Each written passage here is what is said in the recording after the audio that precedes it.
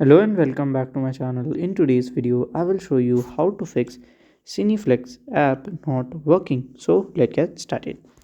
So here I can see the Cineplex app. So if it's not work for you, then you have to probably follow this instruction. So here you have to press and hold it here. Then here you have to click on this I button. It will open the app info of the app. At here you have to scroll down at the last. Then you have to click on the storage. Just click on clear data. Just delete it. Open it again. If it's work for you, then fine. If it's not work for you, then you have to probably check for an update.